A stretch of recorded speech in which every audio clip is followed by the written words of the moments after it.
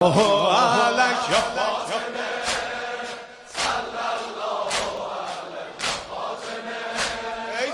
باللہ من الشیطان الرجیم بسم اللہ الرحمن الرحیم الحمدللہ رب العالمین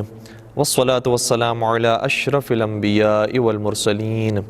وعلی اہل بیتہ الطیبین الطاہرین المعصومین المظلومین ولعنۃ اللہ علی اعدائہم اجمعین اما بعد فقد قال اللہ تبارک وتعالی فی محکم کتابہ المجید وفرقانہ الحمید بسم اللہ الرحمن الرحیم قل لا اسألکم علیہ اجرا الا المودۃ فی القربى۔ ناظرین گرامی، آج ہماری گفتگو متصل ہے پچھلی گفتگو سے کہ اگر حضرت فاطمہ زہرا السلام علیہا کی ملکیت کو خلیفہ تسلیم نہیں کرتا ہے کہ باغ فدق حضرت زہرا السلام علیہا کا حق ہے،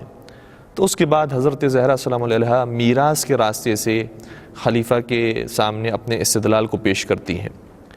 اور اس خطبے کو جسے خطبہ فدقیہ بھی کہا جاتا ہے، خطبہ فدق بھی کہا جاتا ہے، اسے صرف علماء اہل سنت نے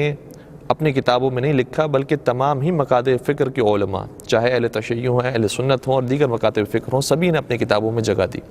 اور بڑے قدیمی علماء نے اس کو اپنی کتاب میں ذکر کیا ہے۔ اور معصومین علیہ السلام کی روش یہ ہوتی تھی اور ان کے اصحاب کی روش یہ ہوتی تھی کہ اس خطبے کو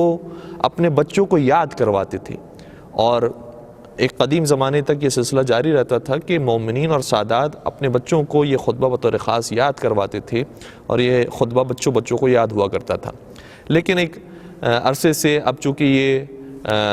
جو طریقہ ہے وہ بدل گیا ہے، اور بہت ساری چیزیں جب تک ترجمے سے ہمیں سمجھ میں نہ آئے اس وقت تک ہم آگے نہیں بڑھتے ہیں، تو آج ہم کوشش کریں گے کہ آپ کی خدمت میں اس خطبے کے کچھ حصوں کو پیش کریں اور اس کا ترجمہ بھی آپ کے سامنے رکھیں، تاکہ آپ محسوس کر سکیں کہ حضرت سیدہ کائنات نے کتنے خوبصورت انداز میں اپنے مدعا کو بیان کیا۔ اس خطبے کو ایک بہت بڑے عالم اہل سنت کے جو امام علی النقی علیہ السلام کے زمانے میں اور امام حسن عسکری علیہ السلام کے زمانے میں زندہ تھے، انہوں نے اپنی کتاب بلاغات النساء کے اندر لکھا ہے جن کا نام ہے ابن تیفور۔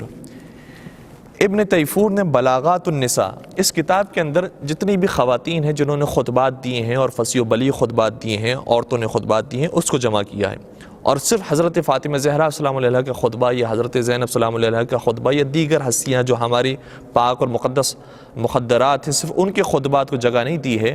بلکہ اپنے جو ان کی بزرگان ہیں اور جناب عائشہ ہیں یا دیگر ان کے یہاں جو مقدس شخصیات ہیں ان کے خطبات کو بھی اپنی کتاب میں لکھا ہے۔ تو اس سے بھی یہ طے ہو جاتا ہے کہ یہ کسی شیعہ عالم دین کی لکھی ہوئی کتاب نہیں ہے۔ انہوں نے اپنی کتاب کے صفحہ نمبر 17 سے لے کر 25 تک اس خطبے کو لکھا ہے، چونکہ ایک طویل خطبہ ہے، تفصیلی خطبہ ہے، میں صرف اس کے چند جملوں کو آپ کے بیان کرنے کی کوشش کروں گا۔ اور اسی طریقے سے ہمارے ایک بہت بڑے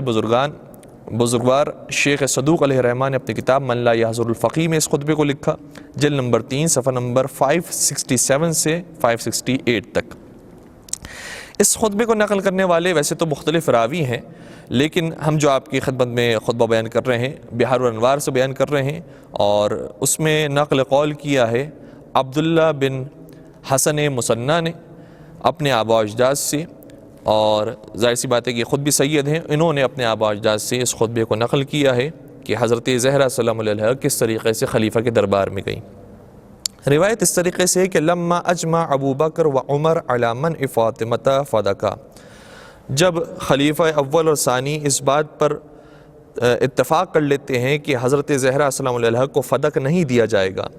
وبلغها ذلك، اور یہ خبر بی بی تک پہنچ جاتی ہے، لاثت خمارها على رأسها واشتملت بجلبابها واقبلت في لمة من حفدتها ونساء قومها تتأ ذيولها ما تخرم مشيتها مشية رسول الله صلى الله عليه وآله حتى دخلت على أبي بكر وهو في حشد من المهاجرين والأنصار وغيرهم فنيطت دونها ملاءة۔ بی بی کے ابھی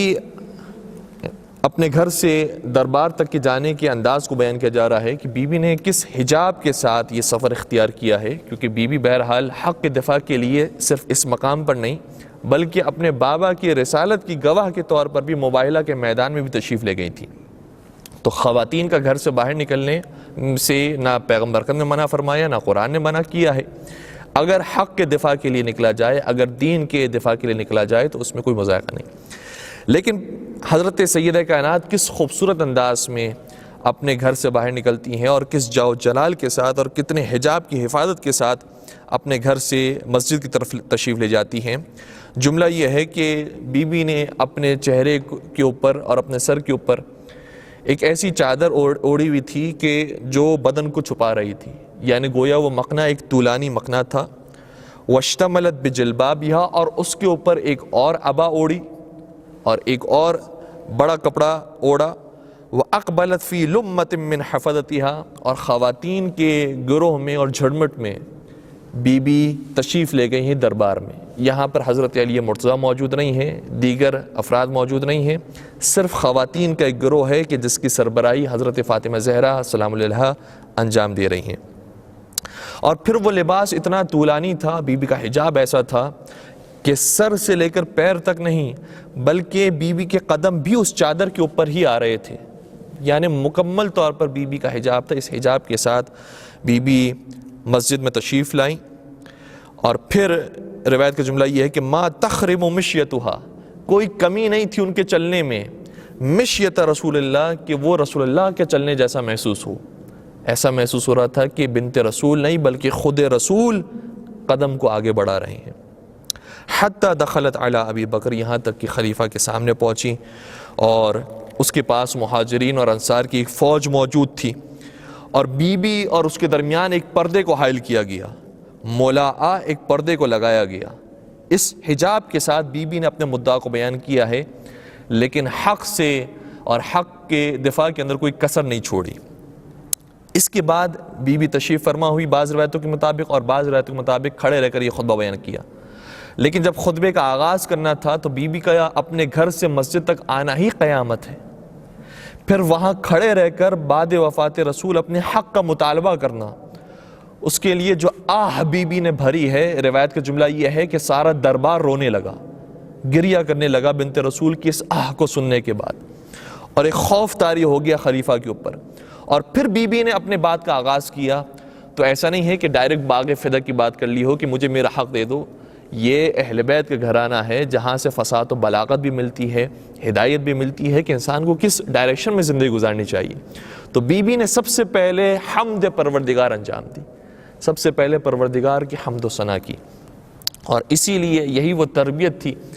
کہ جب ثانیہ زہرا بھی دربار میں جاتی ہیں تو یہ کہتی ہیں کہ ما رأیت الا جمیلا، پروردگار سے تو میں نے حسن و جمال کے علاوہ کچھ نہیں دیکھا ہے۔ اس لیے ان کے مد نظر سب سے پہلے پروردگار کی ذات ہوتی ہے۔ تو پروردگار کی حمد و ثنا بی بی نے کی۔ اس کے بعد فرمایا اشہد ان لا الہ الا اللہ وحدہ لا شریک لہ، اور پھر اپنے بابا کا تعارف بیان کیا۔ اپنے بابا کا تعارف بیان کرتے نہیں، میرے بابا نے تمہارے اوپر کیسے احسانات کیے، تم کون تھے اور کیا ہو گئے۔ اور پھر فرمایا کہ اشہد ان ابی محمدا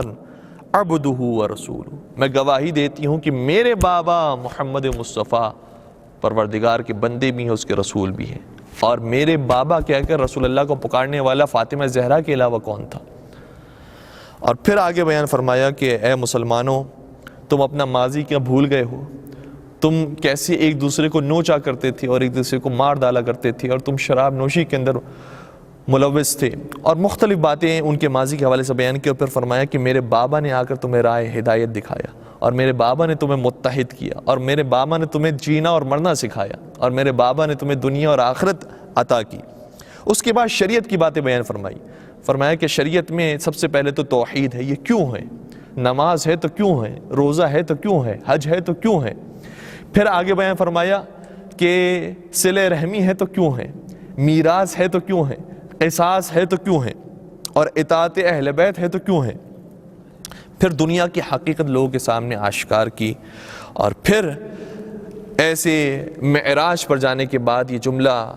ارشاد فرمایا کہ ایھا الناس اعلموا انی فاطمہ و ابی محمد، جان لو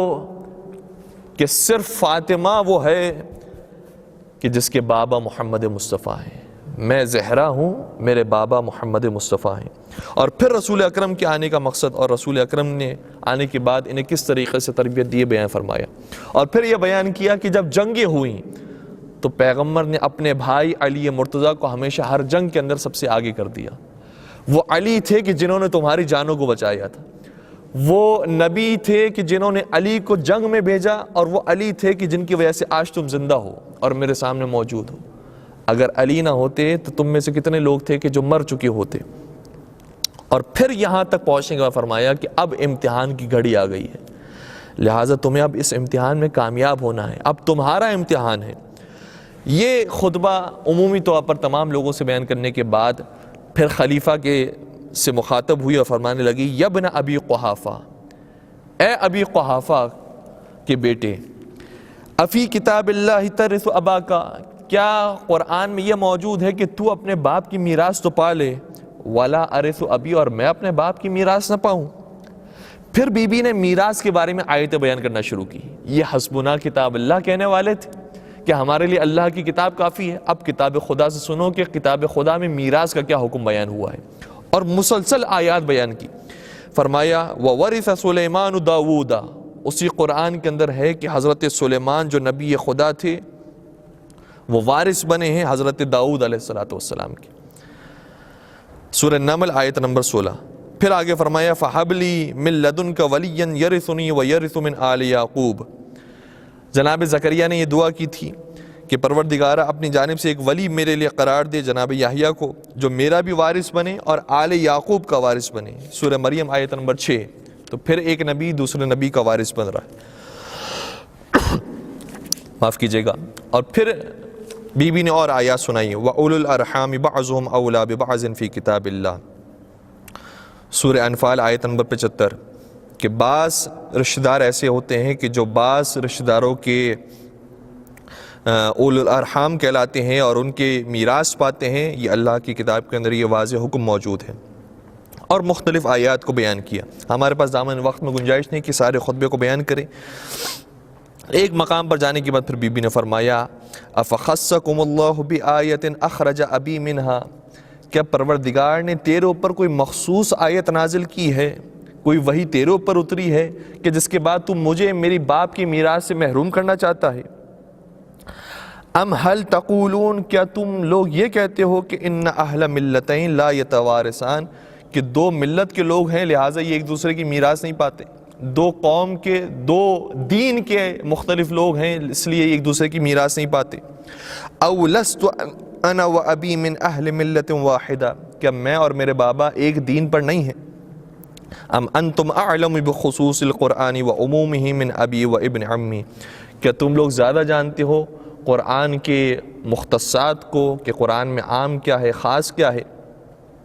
کیا تم لوگ زیادہ جانتے ہو میرے بابا سے اور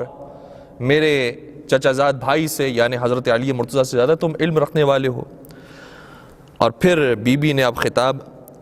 انصار سے کرنا شروع کیا، اور پھر انصار سے کہا کہ انصار اب تمہارا وقت ہے کہ تم کھڑے ہو، تمہارے پاس تلوار بھی موجود ہے، زرہ بھی موجود ہے، ڈھال بھی موجود ہے، تم جنگ کرنا بھی جانتے ہو، تم کھڑے کیوں نہیں ہوتے ہو، قیام کیوں نہیں کرتے ہو؟ بی بی نے باقاعدہ دعوت دی ہے اور للکارا ہے ان کی غیرت کو کہ تمہاری غیرتوں کو کیا ہو گیا ہے، تم بیعت کر چکے تھے غدیر کے میدان پر، پھر اب تم دوبارہ بیعت توڑ کر کسی اور کی بیعت کیسے کر سکتے ہو؟ اور پھر بی بی بیان کرتی رہیں یہاں تک کہ خلیفہ کے جواب دینے کا وقت آیا، تو خلیفہ نے پھر وہی حدیث پیش کی کہ پیغمبر نے فرمایا تھا کہ ہم جو چھوڑ کر جاتے ہیں وہ صدقہ ہوتا ہے اور وہ میراث میں تقسیم نہیں ہوتا، جبکہ بی بی قرآن سے یہ ثابت کر چکی تھیں کہ قرآن یہ کہہ رہا ہے کہ ایک نبی دوسرے نبی کا وارث بنتا ہے۔ اب ہم قرآن کی بات کو لے لیں یا اس کی من گھڑت حدیث کو لے لیں کہ جو خلیفہ بی بی کے سامنے پیش کر رہا تھا، اس بی بی کے سامنے کہ جو صدیقہ ہے، طاہرہ ہے، جن کی شان میں آئے مباہلہ بھی اتری تھی، آئے تطہیر بھی اتری تھی۔ پروردگارہ تجھے واسطہ ہے حضرت زہرا سلام علیہ کا، ان کے پدر بزرگوار کا، ان کے شوہر نامدار کا، ان کی پاک اولاد کا، کہ ہمیں حقیقی معنوں میں ان کے معارف کو بیان کرنے کی توفیق عطا فرمائے اور ان کے چاہنے والے اور ماننے والوں میں ہم سب کا نام شامل فرمائے۔ وآخر دعوانا الحمد للہ رب العالمین۔